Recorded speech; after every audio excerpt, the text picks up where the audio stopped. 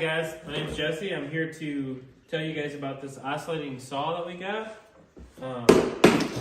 It's got a nice little bag to it.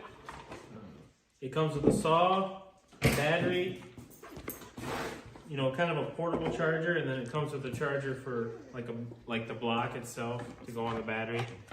Or the other one had a port for it to go in there. Comes with your instruction manual, different sanding discs, cutting, and then all these other cutting discs for different types of material.